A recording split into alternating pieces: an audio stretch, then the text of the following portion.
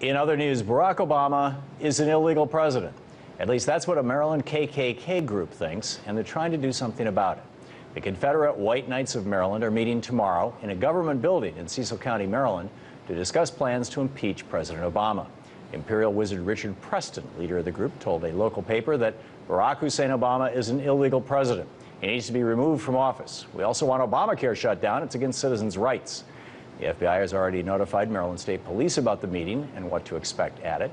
Joining me now to talk more about tomorrow's meeting and the motivation for it is Richard Preston, Imperial Wizard of the Confederate White Knights of Maryland. How are you doing today? Mr. Preston, good to see you. I guess. I don't. Here's, first of all, why impeach Obama? Well, for one thing, President Barack Hussein Obama has never shown his citizenship papers, no matter who is asked, who is offered, or anything else. Glenn Beck's website, TheBlaze, now has information on it showing that he was an Indonesian citizen from before grade school clean up through college. Dual citizenship is not supposed to be allowed for a president, for one. Would you be in favor of Ted Cruz as president? I could care less if Ben Carson was president, as long as whoever's president is... Ted Cruz was born in Canada and his dad was Cuban. Oh, I'm sorry. Yes, I would have a problem with that. You'd be opposed to that. The whole thing is, an American president should be an American. For a president to be from any other country or raised in another country, you don't know where his allegiance lies to his country. That's what the Constitution says. So you just okay. So why the KKK? I don't get this. Back 100 years ago, you know, or 150 years ago, you had slavery, and the KKK was principally a police force. I mean, it was an instrument of maintaining racial separation and maintaining people who were slaves. I mean, there's no other way to say it. But nowadays, it seems like it's more of a clown show.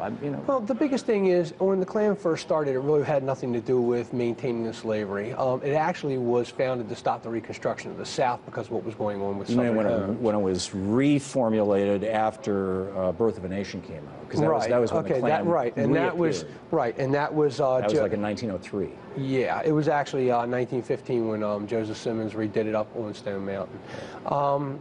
When the Klan came back out at that given point, it was actually more so about the immigration that was coming into the country and that the government wasn't trying to regulate anything. But we had legal racial segregation at that point. Yes, we did.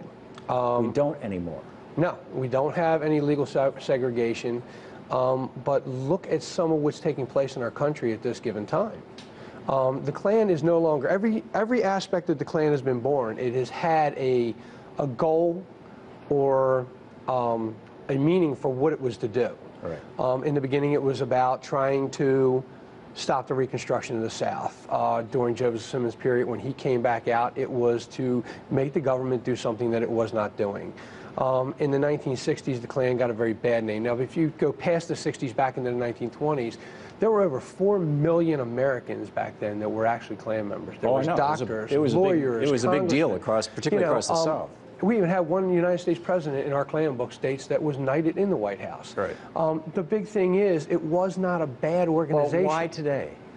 The Klan's never died. It's always been behind the scenes. No, I get that, but it's like, you know, we sort of tongue-in-cheek. I mean, we had this thing about, you know, why are guys obsessed with guns? You know, long things that shoot things. And maybe some guys with small penises are obsessed with guns because, you know, hey, it's compensation. But I don't get what the I'm white thing and everybody else has to be, you know, kept down or pushed away. No, that's just it. It's not about keeping anybody down. Okay, it is about white pride, though. The Klan itself. But you can't have white pride without saying, you know, other people are less than. But that's just it. We're not saying that other people are less than us. What people said during the 1960s is stuck in everybody's head. Things that happened in the 1960s is stuck in everybody's head. So you're not a white supremacist. No, we're white separatists. We do believe that we have the right as white people to stay white people.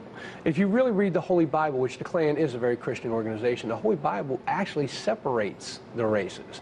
The Holy Bible does a whole lot of stuff. Right, and that's the whole thing. And we are a Christian organization. We always have been. I don't mind, like I said, somebody asked me one day if the reason I was against Barack Obama is because of the color of his skin.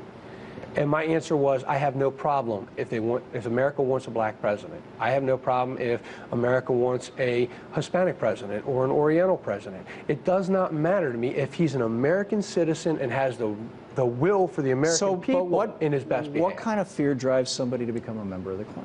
What are you afraid of? Really, it's not fear. It's more so white pride.